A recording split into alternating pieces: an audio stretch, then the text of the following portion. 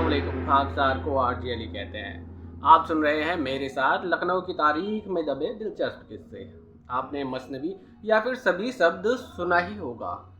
ऐसे बहुत से कम लोग होंगे जो इस शब्द से वाकिफ़ होंगे। जो लोग इस शब्द से वाकिफ़ होंगे उनके लिए तो फिर कहना ही क्या, लेकिन जो लोग इस शब्द से वाकिफ़ नहीं हैं और जो लोग इस शब्द को जानते नहीं हैं उनको मैं थोड़ी सी इस शब्द के बारे में जानकारी मुहैया करा देता हूँ। मसनवी शब्द उर्दू का एक शब्द है जिसके दो माने होते हैं। अव्वल ये कि प्रबंधन काव्य और दोयम ये कि किसी इमारत की प्रकृति यानी कि नकल कह सकते हैं। सरल शब्दों में ताजमहल को देखने वालों की नज़र से मुमताज़ बेगम की दो कब्रें गुजरती हैं। एक नीचे तहखाने में जिसमें मुमताज़ बेगम का बेजान शरीर बताया जाता है और दूसरी ठीक उसके एक ऊपर मंजिल बनी मज़ार की मसनवी है। जब यह मज़ार किसी बुजुर्ग दीन की नकल हो तो उसे सभी कहकर पुकारा जाता है। हकीकत में लखनऊ के उभरने और संवरने में मुग़ल और राजपूत स्थापत्य का बहुत कम हाथ रहा है। इस शहर का सवाब 2 सदियों के बीच अलमास लखोड़ियों और सुर्ख चूनों में ढला है और इसमें इंडो सिसैरनिक शैली का खूब इस्तेमाल हुआ है। लखनऊ की चंद इमारतें तो आज भी नवाबों के नवाबी की शान बनी हुई हैं। लेकिन बहुत सारे भवन यहाँ ऐसे भी हैं जो मौलिक ना होकर केवल मसनवी भर हैं, यानी कि नकल भर हैं, पर उनका भी अपना अलग रुतबा है। लखनऊ की मसनवियों का सूरज शायद पश्चिम से उगा था, क्योंकि आगरे से लेकर इंग्लैंड तक ना जाने कितनी ही इमारतों की मसनवियाँ लखनऊ ने अपने दामन में सहेज कर रख रखी हैं। इसमें कोई दो राय नहीं है कि लखनऊ के बेहतर और शानदार इमारतें नवाब आसफुद्दौला के दौरे हुकूमत में बनी, जिसमें भूल भुलैया वाला इमाम बाड़ा और रूमी दरवाज़ा दुनिया में अपने भव्यता के लिए जाना जाता है।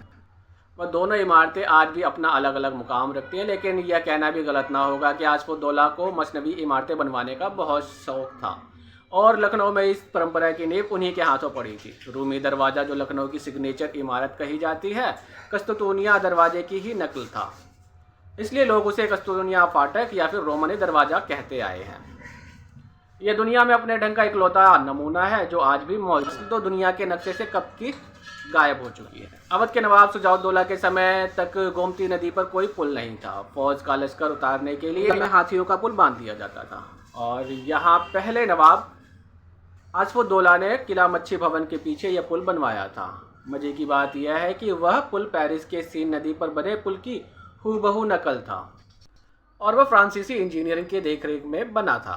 आसफुद्दौला के गुजर जाने के बाद उनकी बेगम शम्सुन्निसा की जागीर और आमदनी में इस पुल की उतराई का टोल टैक्स भी शामिल था। सन 1857 के गदर में जब यह पुल कमज़ोर हो गया तो उसकी जगह ब्रिटिश सरकार ने इसे तोड़कर इससे कुछ ही दूरी पर एक नया हार्ड रिंग्स पुल बनवाया था।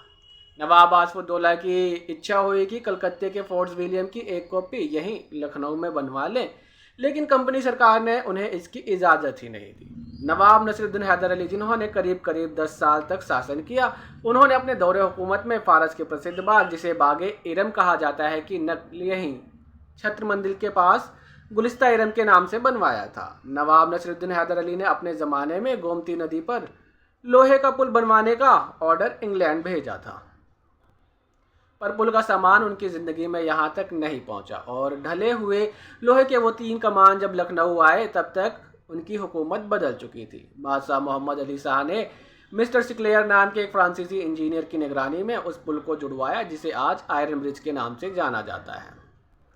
आगरे का ताजमहल दुनिया के 7 अजूबों में शुमार है और उसकी खूबसूरती का कोई जवाब नहीं।